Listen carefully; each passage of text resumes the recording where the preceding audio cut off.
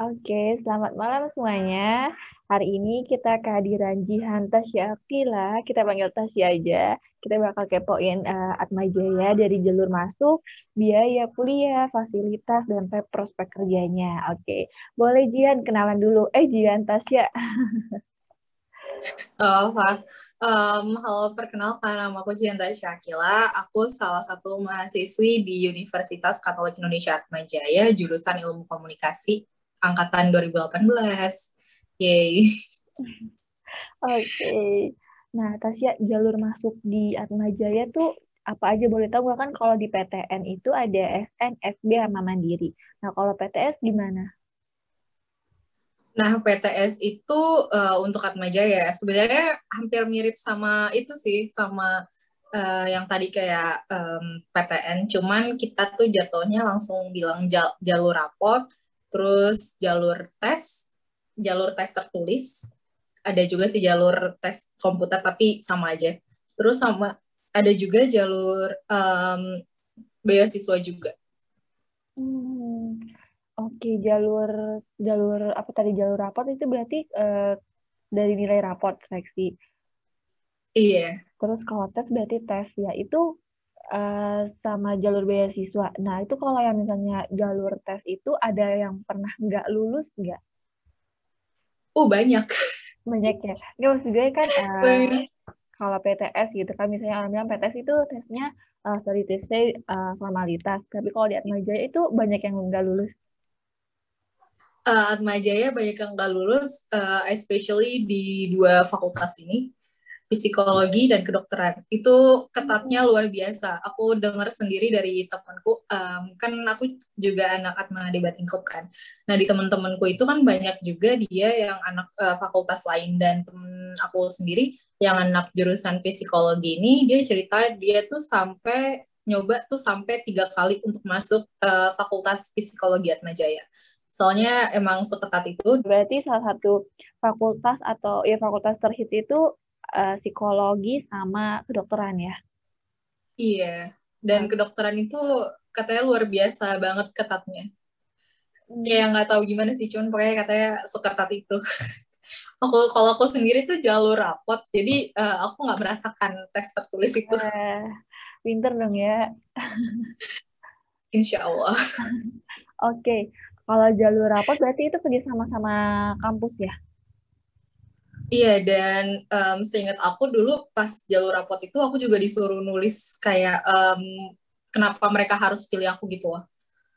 Hmm, Kayak Cover pokoknya letter kayak gitu. nulis, iya, open letter gitu, kayak kenapa aku berhak masuk sini, kenapa eh, aku bagus masuk di sini.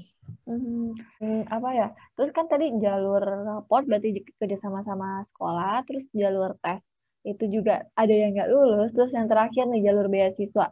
Itu gimana tuh, Tasya? Nah, jalur beasiswa itu setahu aku 11-12 sama rapot, cuman bedanya dia tuh bakalan dapat beasiswa, dan beasiswanya tuh bisa full sampai lulus dari Atma Jayanya sendiri. Hmm, Dan untuk yang jalur beasiswa ini ada terbagi lagi nih beberapa, kayak beasiswa Jabodetabek, terus beasiswa untuk yang Di timur. daerah-daerah jauh, yang Papua, Kalimantan gitu-gitu. Ada banyak macamnya sih. Dan mereka bisa dibilang juga ketat ya, karena kan nggak semua orang bisa dapat itu, dan afternya pun kalau yang jalur beasiswa ini mereka juga harus keeping up sama nilai mereka, jadi bisa dibilang ketatnya double. Oke. Terus kan misalnya dari semua jalur itu kan biasanya tuh swasta tuh ada jalur gelombang satu, gelombang dua, gelombang tiga. Nah itu Iya. menentukan nilai uang kuliah nggak? Sebenarnya sih bukan jalur gelombangnya itu yang menentukan, tapi grade, lulus di grade mana.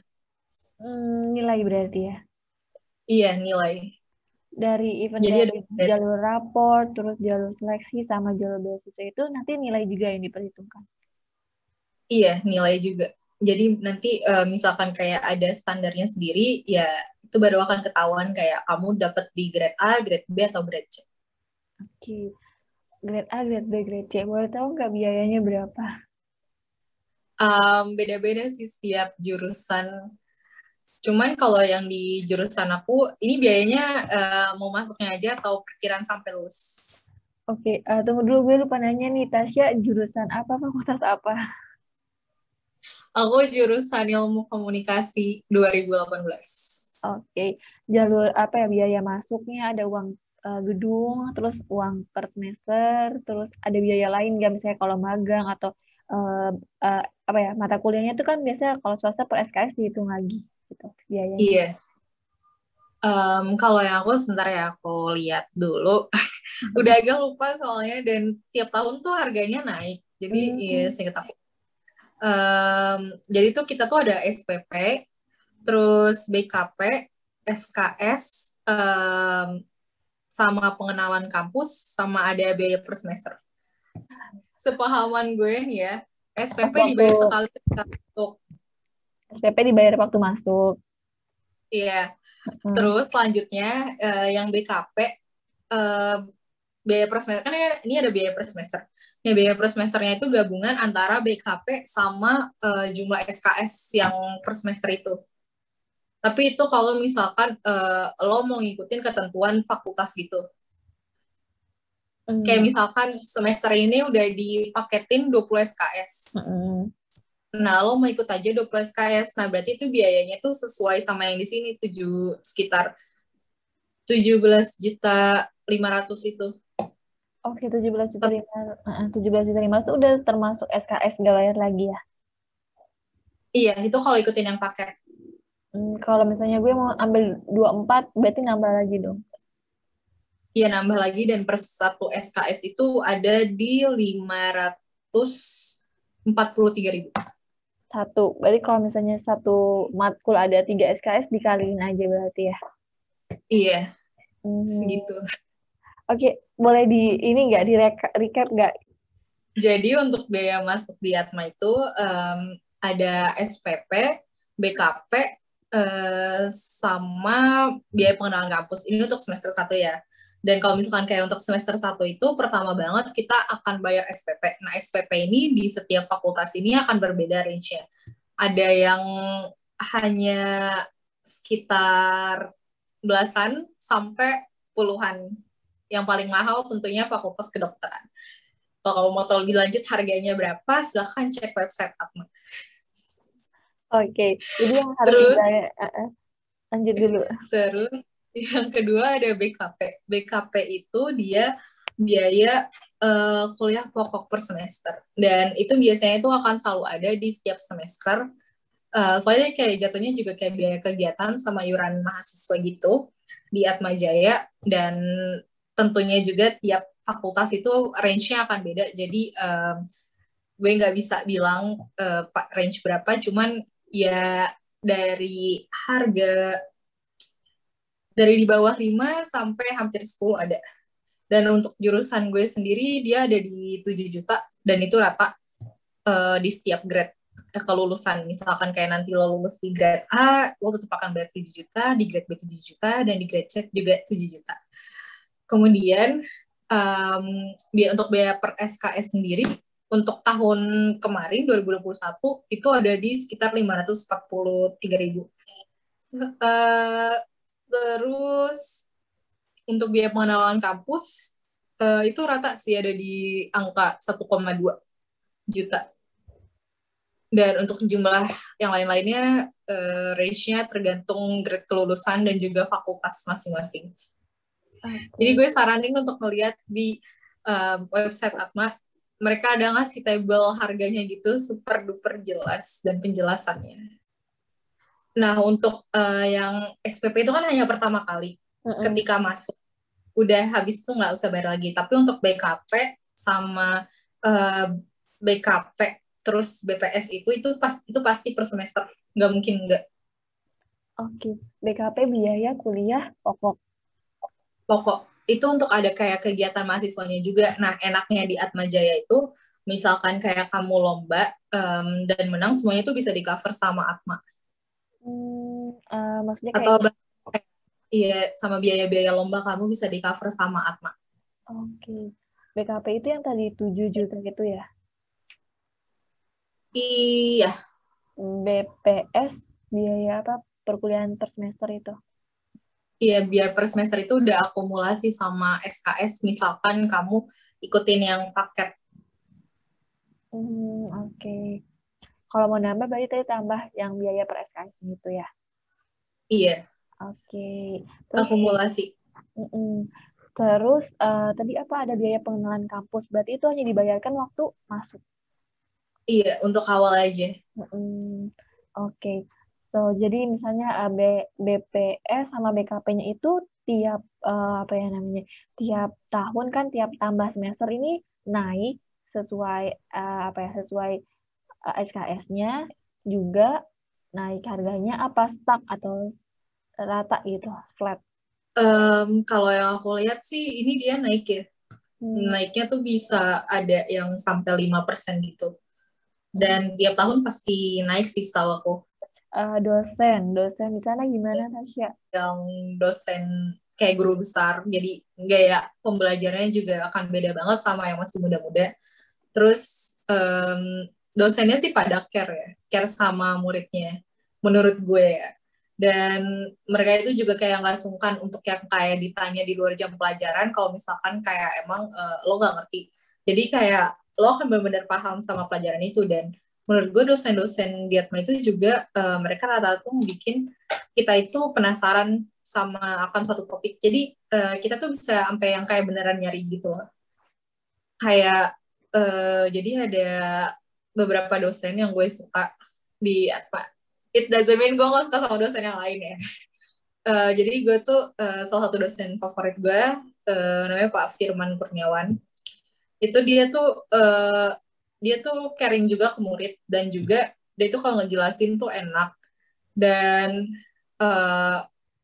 pokoknya asik deh, asik menurut gue. Kayak pendekatannya tuh ke murid-muridnya tuh enak gitu. Walaupun ada beberapa orang yang bilang kayak boring sih, tapi menurut gue dia cara pendekatannya tuh enak. Dan di luar kayak jam pelajaran gitu, dia tuh juga aktif di sosial media dan gak akan segan untuk kayak uh, untuk kayak ngajakin anak-anak muridnya juga kayak ngeliat live video dia. Kayak, nonton dong live video Bapak lagi ngebahas ini. Oh, aktif juga ya di sosmed. Iya. Udah ada PKL magang nggak sih di jurusan kalian? Aku tuh magang tapi belum wajib gitu. Hmm, Ada, tapi untuk jurusan aku sendiri tuh nggak wajib. Oh, nggak wajib. Kan lu sama Tiara udah apa nih? Udah kerja tuh. Iya. Nah, itu dicariin kampus, dapat dari temen apa gimana tuh? Kalau gue pribadi, awalnya dari teman kampus. Kalau misalkan Tiara, setahu gue dia nyari. Temen dari kampus ya. Itu berarti gak wajib, kalian aja yang mau untuk magang ataupun kerja. Iya, jadi dikasih opsi sih kayak misalkan kayak kalau kamu mau magang ya udah magang, tapi kalau misalkan kayak enggak juga ya udah nggak usah. Nah tapi kan kalau misalkan kayak aku dan Tiara sendiri tuh kita mikirnya kayak lebih baik punya experience dari sekarang dibandingkan Benar. nanti, apalagi uh, zaman sekarang itu nyari kerjaan tuh susah, harus diakui. Benar. Dan pesaingnya tuh makin banyak. Dan kadang-kadang tuh kayak walaupun kamu berkompeten tapi kamu tuh masih bisa kalah sama orang lain hanya karena kayak Orang dalam ini gitu. ya orang dalam bisa. Terus habis itu juga um, even kayak misalkan kayak penawaran gaji, kalau kamu nggak berani, kayak misalkan kamu gengsi nih, kayak kamu ngerasa kamu dari kampus ternama dan kamu gengsi nggak mau nerima gaji yang kecil dulu, maunya langsung yang gede karena kamu gengsi dari perusahaan besar, dari kampus besar, itu ya kamu juga bisa kalah. Hmm. Jadi zaman sekarang juga jangan kemakan gengsi. Cuman emang sih, in my opinion juga, banyak perusahaan yang masih akan berani ngasih kamu gaji gede. Tapi kalau bisa, kalau untuk awal ya turunkan gengsi dulu. Oke, benar-benar. Thank you sarannya, Tasya. Oke, terus gini Tasya, apakah lo kan sekarang full time tuh sama si Tiara dan statusnya masih kuliah juga. Nah itu apa nggak ngeganggu kuliah dan juga apa dibolehin sama kampus? Kalau kampus sih, eh, biasanya kalau kampus sih belum akan ngedetect kitanya ya. Mungkin nanti kalau misalkan kayak aku udah lulus, baru itu kayaknya ditanyain kayak udah dapet kerja atau enggak. Cuman kalau misalkan kayak untuk sekarang, kampus sih kayak ya udah support gitu.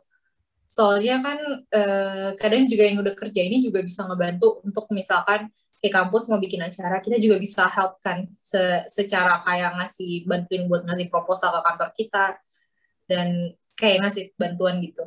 Hmm. Jadi kampus sih support-support aja ya. Dan kalau misalnya kayak untuk kantor sendiri, biasanya kantor-kantor yang kayak gitu, mereka tuh udah mikirin dari awal. Seandainya kayak nerima aku, mereka udah mikirin dari awal gimana sih jam kerjanya, cara cara pembayarannya gimana, kayak gitu pasti mereka udah mikirin. Nggak mungkin langsung kayak tiba-tiba eh, tiba-tiba kamu masuk dan mereka nggak suka kamu kuliah, akhirnya mereka kayak bilang kamu nggak usah kuliah, itu nggak mungkin sih.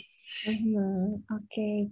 Jadi kalau dari kampus sih oke aja. Yang penting apa ya, tugas kampus sama apa ya apa yang pelajaran di kampus itu nggak terganggu, bener nggak? Iya, Mm. bener banget. Oke. Berarti belum masuk tugas akhir nih.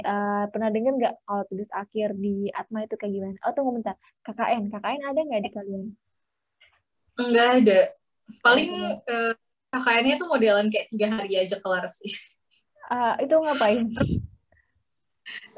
Jadi itu kayak kalau aku waktu itu ke Cianjur, terus kita tuh kayak ke desa di sana dan jadi warga sana, terus Eh, ngebantuin terus pikir ide dan nge-explore di sana tuh ada apa aja sih dan apa aja sih yang bisa digali lagi untuk potensi pariwisata atau ekonominya atau gimana gitu. oke, itu berarti 3 hari aja. Itu dari kampus yang ngasih tempatnya, fasilitasinya gitu. Iya, kampus semua yang atur. Itu kalian bayar apa malah kalian dibayar kalau KKN di swasta nih? Awalnya kita ngebayar, tapi tiba-tiba kita dikasih uang jajan. Hmm, enak ya. Oh, berarti KKN itu bayar juga ya, KKN? Iya, bayar. Hmm. Apakah itu wajib gitu di kampus, makanya misalnya lo ikut? Wajib sih itu. Wajib ya? Iya.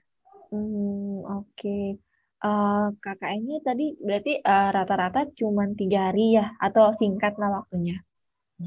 Iya, kecuali kayak jurusan lain itu mungkin beda lagi ya, ada yang sampai beberapa bulan. Cuman kalau untuk di um, via Bicom, itu biasanya dia kayak cuma 3 hari dan kita tuh ngegabung gitu. Itu kan via Bicom tuh dia juga ada 3 jurusan. Ada ilmu administrasi bisnis, ilmu komunikasi, sama hospitality. Nah itu semuanya digabung saat KKN itu. Oke. Oh, jadi ilmu komunikasi itu masuk Fakultas Ilmu Administrasi. Iya.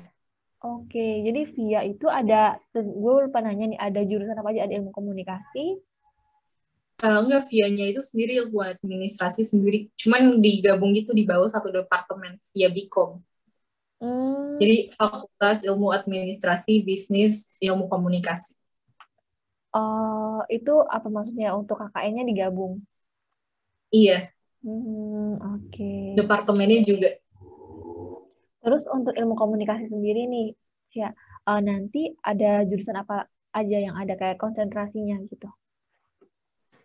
Untuk saat ini ada 3. Ada media, terus public relation, sama marketing. Ilmu komunikasi ada marketing juga ya? Ada Oke, yang paling banyak diminati apa jurusannya? marketing, of course. Marketing ya. Kalau lu apa jurusannya? Gue sendiri PR, public relation. Apa tadi marketing, PR sama apa tadi satu lagi? Media. Media. Itu nanti dibagi penjurusannya itu pas awal dari semester 1 apa semester 6 sekarang? Semester 4 udah mulai. Oh, udah mulai dibagi ya. Semester 5 dia, semester 5. Oh, semester.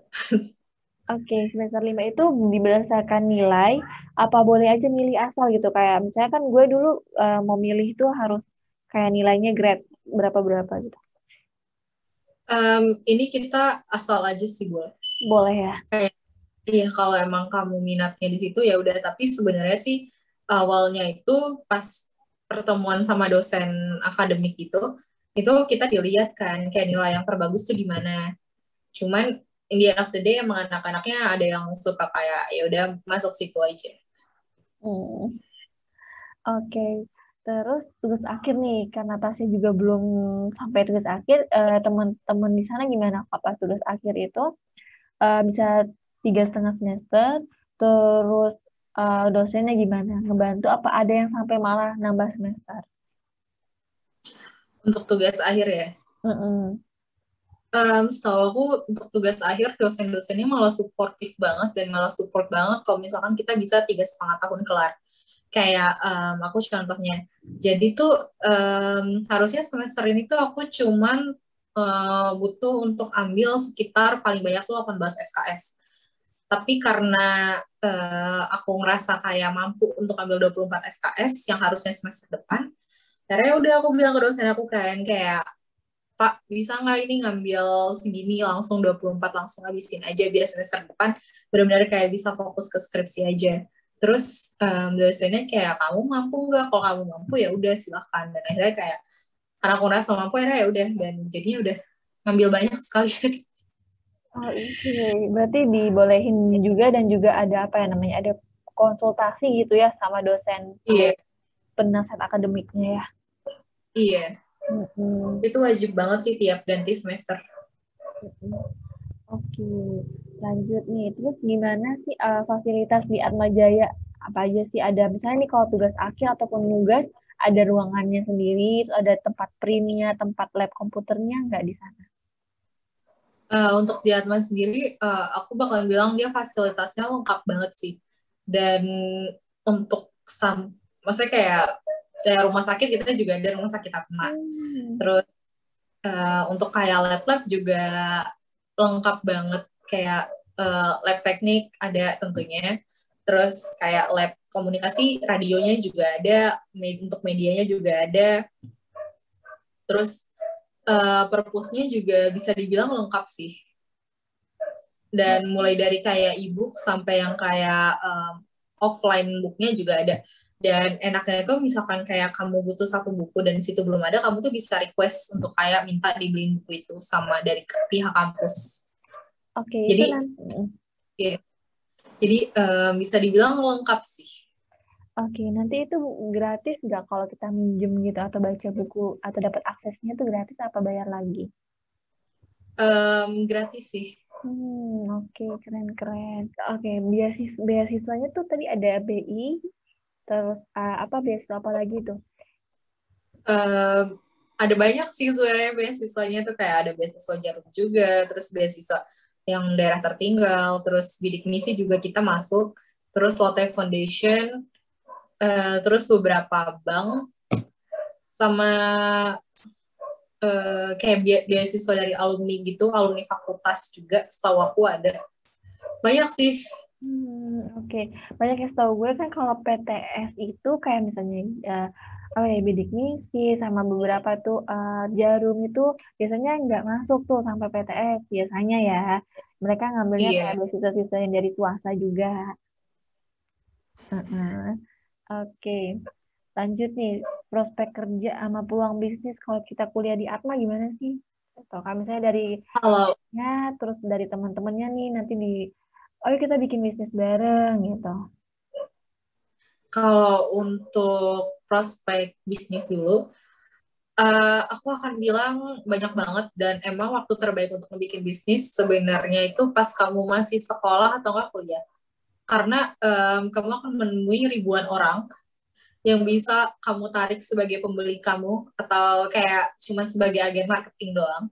Cuman intinya kayak bisa prospek ke depannya itu jelas ada dan banyak banget teman aku yang udah mulai start bisnis yang tadinya tuh cuman kayak sekitaran Atma doang yang tahu tapi akhirnya karena kayak um, kita kan zaman sekarang juga bisa kan kayak Snapgram terus habis itu Mm-mm. ya Warm jadi digital ada lah ya, banyak word of mouth digital. iya dan akhirnya kayak bisnisnya jadi berkembang bahkan yang ketika dulu banyak orang ngejual dan sekarang udah nggak ngejual dia malah semakin berkembang. Jadi Hmm. aku punya satu temen namanya Flavia dia bisnis cookies Dan cookiesnya tuh enak. Menurut aku enak ya. Dan di saat yang lain menurut aku anak-anak udah males ngebikin cookies. Cookiesnya dia tuh tetap jalan. Jadi konsisten. Kayak setiap minggu pasti ada penjualan gitu. Dan konsisten. Dan jadinya ya tetap naik. Oke, terus kalau dari dosennya gimana nih, Sya? Ada kayak pasti dikasih gitu rekomend dari dosen. Nah, kalau misalkan kayak dosen dari secara support, pasti support banget. Dan dosen-dosen APMA itu, mereka tuh bisa jadi tipikal penasehat 24/7, apalagi ketika kamu mau mulai sesuatu hal yang beda ataupun baru. Kayak contohnya waktu itu aku sama ada temen-temenku, kita itu randomly banget, H-1 mau ikut lomba. Lomba Kemenpora gitu ada. Random banget itu, kayak aku sama beberapa temen. Dan ya udah, karena saking randomnya kita kayak ngerjain sebisa kita sama sesuai ilmu yang udah dapet. Akhirnya kita udah ngerjain selesai, tapi ternyata emang harus ada dosen pembimbingnya. Dan karena itu kayak H-1 banget, dan tiba-tiba ya udah kita langsung hubungin aja nih, ada namanya Ibu Dorin, langsung aja kayak, Bu, mau nggak jadi ini penasehat penasehat akademik kita buat lomba, serandom itu. Terus dia kayak, oh ya udah, boleh boleh, sini Ibu nilai dulu malah. Dan akhirnya malah dibantu, dan untungnya sempet lolos sampai tahap seleksi 2 sih saat itu. Oh, keren, keren. Berarti dosennya juga support banget ya ke mahasiswanya. Iya, iya. Alhamdulillahnya itu pada support-support. Oke, berarti bagus ya ini apanya prospek kerja sama peluang bisnisnya. Terus gue lupa nanyain akomodasi. Gimana nih akomodasinya di sana? Untuk kayak yang mahasiswa dari luar, itu nggak perlu takut. Soalnya kayak di lokasi Atma di Semanggi sendiri itu kan banyak banget tuh yang daerah kosan kayak Karet, Bendungan Hilir gitu-gitu. Dan untuk kalau misalkan kayak kamu mau di tempat yang agak sepi, bisa ke daerah BSD-nya, dan di BSD-nya justru kita tuh ada asramanya. Kampusnya emang ada? Dan ada 3 malah, ada di Pluit, Semanggi, sama BSD. Itu per apa ya jurusannya gitu ya? Misalnya apa semua nanti boleh ngampus di mana aja? Jadi kalau misalkan kayak aku dari awal milih di Semanggi, nanti aku sampai lulus akan di Semanggi. Gitu. Maksudnya gini, kayak gue kan ilmu komunikasi juga. Nah, gue tapi kuliahnya di BSD, bisa? Bisa sih, tapi kamu harus dari awal itu milih di BSD. Nggak bisa kayak semester 1-2 di Semanggi, terus tiba-tiba mau pindah ke BSD. Berarti apa yang namanya nggak apa ya terpatok atau terbatas hanya misalnya teknik doang gitu enggak ya? Kalau untuk yang di BSD terbatas sih. Maksudnya untuk yang tekniknya, teknik sama hospitality, itu khusus banget di BSD, dan yang di Pluit itu benar-benar kayak khusus fakultas kedokterannya. Oke, berarti untuk apa lokasinya sendiri itu terkhusus untuk jurusan-jurusan ya, per jurusan, per fakultas. Kalau untuk yang teknik sama hospitality dia emang cuma ada di BSD, tapi semua jurusan itu ada juga di BSD, kecuali kedokteran ya. Oh, Jadi kayak misalkan komunikasi itu dia ada di 2 tempat, Semanggi sama BSD. Tapi untuk kayak teknik sendiri, dia itu khusus banget ada di BSD aja, nggak ada di Semanggi ataupun di Pluit. Dan anak Pluit nggak bisa ke Semanggi atau BSD tentunya, karena dia home base-nya di Pluit. iya, benar-benar. Oke, terus kalau ininya aksesnya ada KRL atau busway nggak yang ke arah Atmas itu di 3 kampus itu? Banyak banget sih, MRT juga ada. Pokoknya kayak jurusan Bendungan Hilir aja, udah itu kamu akan sampai depan Atma langsung. Kalau untuk kereta KRL gitu biasanya turun di Sudirman. Jadi Kalau kamu akan berjuang bersama ibu-ibu dan bapak-bapak. iya, terus kalau di BSD gimana aksesnya? BSD Kalau kan di Pluit BSD tadi. dia juga ada kereta. BSD juga ada kereta. Maksudnya kampusnya dekat sama KRL. Iya, dekat sama KRL, terus Transjakarta juga iya. Cuman nanti kalau naik Transjakarta ataupun itu sama aja sih, harus kayak nyambung either kayak naik angkot atau kamu naik Gojek. Terus kalau yang di Pluit gimana tuh, jauh banget? Ah, yang di Pluit, Kurang Pluit tahu jujur ya. aku juga belum pernah ke sana, belum pernah kayak bener kayak merhatiin Pluit gitu. Oke, emang lumayan jauh. Jauh banget. Oke. Berapa sih harga outfit anak-anak sana? Macem-macem sih. Ada juga kok yang anak-anak yang suka nge-thrift shop, ada juga yang ya standar lah. Masih Eh, ada dari angka di bawah 100 sampai ya tak terhingga sih. oke, nggak yang hypebeast gitu ya? Gucci Gang gitu. Ada juga. Itu biasanya ada salah satu jurusan gitu di Atma. Setahu gue ada Itu satu jurusan yang anak-anaknya tuh Gucci Gang banget. pergaulan di sana gap-gapan nggak sih? Kayak misalnya gue dari daerah nih. Oh ya udah deh, gue nggak mau kena deket sama anak daerah gitu. Oh justru kita tuh lebih seneng kalau ada yang anak daerah karena biasanya bakalan yang kayak oh ya udah liburan ini ke tempat lo aja, kita ngumpul di rumah lo. Jadi kayak malah dideketin untuk jadi tempat tinggal sama liburan. Oke, jadi nggak gap-gapan ya? Enggak dong, masa gap-gapan sih. Oke, oke. Udah lengkap banget nih. Thank you banget, Tasya. Udah mau sharing-sharing.